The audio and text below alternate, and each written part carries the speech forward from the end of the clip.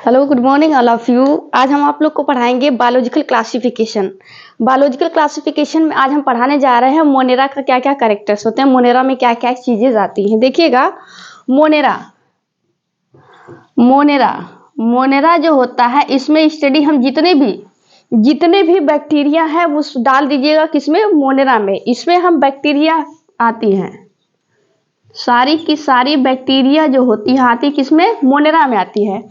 और बैक्टीरिया की स्टडी को कहते हैं बैक्टीरियोलॉजी।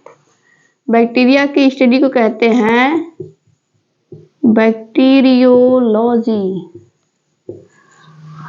और फादर ऑफ बैक्टीरियोलॉजी कहा जाता है रॉबर्ट कोच को। फादर ऑफ बैक्टीरियोलॉजी कहा जाता है किसको, रॉबर्ट कोच को। रॉबर्ट कोच को कहा जाता है फादर ऑफ बैक्टीरियोलॉजी। बैक्टीरिया की स्टडी को कहा जाता है बैक्टीरियोलॉजी। देखिए, बैक्टीरिया जो होता है कहा जाता है sole members of Monera. Sole member का मतलब हुआ कि जितने बैक्टीरिया हैं, एक मेंबर जो होता है वो किसका हुआ, मोनेरा का। तो नेक्स्ट पॉइंट देख लीजिएगा कि sole member of Monera.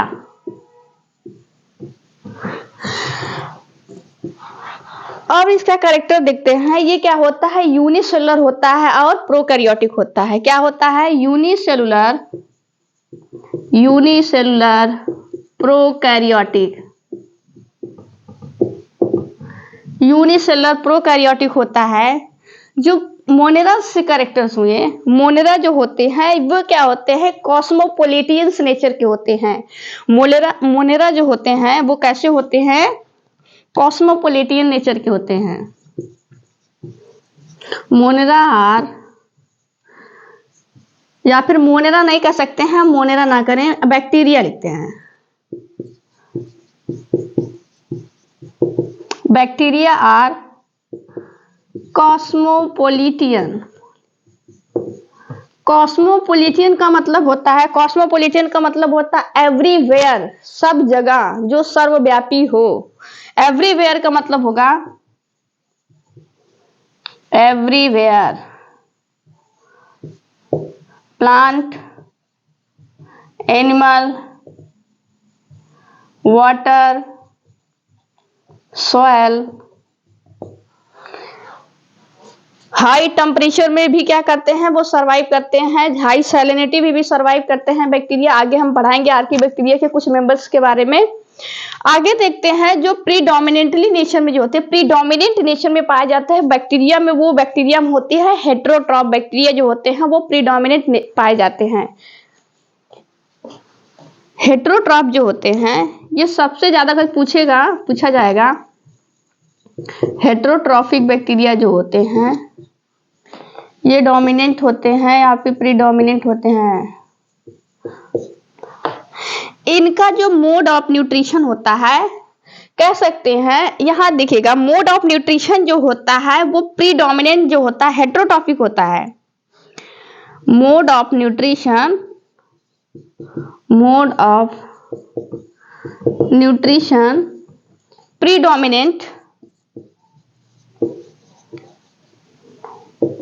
Predominant होता है क्या, हेटेरोट्रॉफ।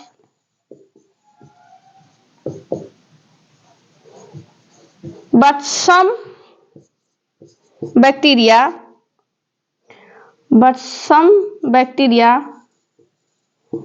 ऑटोट्रॉफ होते हैं,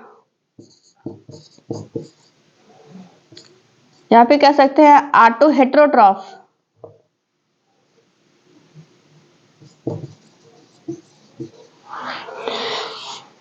यहीं पे एनसीईआरटी में लाइन एक दिया गया है कि इसी से रिलेटेड दिया गया है कि जो उनका मोड ऑफ न्यूट्रिशन होता है, ऐसे उसमें लिखा हुआ पॉइंट, जो उनका मोड ऑफ न्यूट्रिशन होता है कि उनका स्ट्रक्चर जो होता है सिंपल होता है, बट उनका बिहेवियर जो होता है वो कॉम्प्लेक्स होता है। वो न्यूट्रिशन का केस दिया गया है। उनका स्ट्रक्चर कैसा होता है, सिंपल होगा, बट उनका बिहेवियर जो होगा वो कॉम्प्लेक्स हुआ है। ये किसके बारे में कहा गया है, बैक्टीरिया के बारे में कहा गया है। एक चीज और इंपॉर्टेंट है, याद रखिएगा कि बैक्टीरिया में जो होती है इनकी जो सेल वॉल होती है, इनकी बॉडी, ये इंपॉर्टेंट है, इनकी जो बॉडी होती है सेल वॉल किसकी बनी होती है, इनकी जो सेल वॉल होती है, इनकी बॉडी होती है, बनी होती है सेल वॉल, इनकी जो सेल वॉल होती है वो पेप्टिडोग्लाइकॉन की बनी होती है।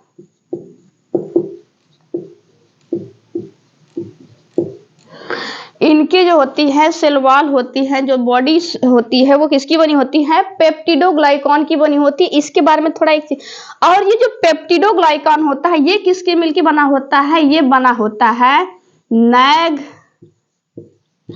और नैम। पेप्टिडोग्लाइकॉन जो होता है बना होता है किसका, नैग और नैम का बना होता है। नैग का पूरा नाम होगा N acetyl glutamic acid, N acetyl muramic acid. NAG का क्या होगा, N acetyl glutamic acid, NAM का होगा एन एसिटिल म्यूरामिक एसिड। ये है नैम का है, नैग का। देखिएगा एक चीज और यहीं पे देख लीजिएगा, नैग और नैम का अरेंजमेंट कैसे होता है, जैसे थोड़ा सा डिटेल में पढ़ा देते हैं। जैसे ये नैग है, यहां पे बॉन्ड आया, अब जो होता है जुड़ा होता है कैसे, नैम, नैग नैम, ऐसे ऐसे इसकी बॉन्डिंग होती है। जो नैग और नैम होता है, जो नैग होता है और नैम होता है वो क्या होता है, बीटा 1,4 ग्लाइकोसिडिक बॉन्ड से जुड़े होते हैं। ये इंपॉर्टेंट है, नैग और नैम। एक देखिएगा, अगर ये नैग है तो ये नैम है, इन दोनों जो तो जुड़े किससे होंगे, ये जुड़े होंगे किससे, बीटा 1,4 ग्लाइकोसिडिक बॉन्ड से ये जुड़े होते हैं। कौन, इनकी जो सेल वॉल होती है पेप्टिडोग्लाइकॉन की, बैक्टीरिया में। अब देखिएगा ये तो याद समझ में आया होगा, जो बैक्टीरिया के ग्लाइकोसिडिक बॉन्ड है ये जो होते हैं बीटा 1,4 ग्लाइकोसिडिक, ये पेप्टिडोग्लाइकॉन है। अभी जब हम पढ़ाएंगे किसकी पेप्टिडोग्लाइकॉन की बनी होती है, किसकी लिपोपॉलीसैकेराइड की बनी होती है, ग्राम पॉजिटिव ग्राम नेगेटिव में बताएंगे। ये था इनके बैक्टीरिया की सेल वॉल के बारे में। हाँ एक चीज और देख लीजिएगा, अब इनकी वॉल जो होती है 1,4 बीटा 1,4 ग्लाइकोसिडिक बॉन्ड को अगर यहाँ पे रप्चर करना हो तो बैक्टीरिया में यूज होता है। बैक्टीरिया की सेल वॉल को तोड़ने के लिए यूज किया जाता है लाइसोजाइम को। किसको, लाइसोजाइम जो होता है बीटा 1,4 ग्लाइकोसिडिक बॉन्ड पे यहीं पे ब्रेक करता है कि नैग अलग नैम अलग, इसकी सेल वॉल क्या होती है, ब्रेक डाउन होती है। ये तो था कुछ जनरल कैरेक्टर मोनेरा के बारे में, और मोनेरा के बारे में कुछ जनरल कैरेक्टर था बैक्टीरिया के बारे में। अब हम बैक्टीरिया का शेप, साइज सब कुछ एक एक करके देखेंगे। बैक्टीरिया जो होती है सभी जगह पाई जाती हैं, जहां हम नहीं पहुंच पाएंगे वहां बैक्टीरिया पहुंच जाती है। चाहे हार्श कंडीशन, कितनी भी हार्श हैबिटाट हो, हार्श कंडीशन हो, ठंडी हो, गर्मी हो, बरसात हो, सब जगह बैक्टीरिया, जहां हम आलस कहते हैं हम यहाँ नहीं जाएंगे वहां बैक्टीरिया पहुंच जाएंगी। चलिए ठीक है, अब हम आई होप सो आप लोग को समझ में आया होगा। आज का लेक्चर अभी के लिए इतना ही।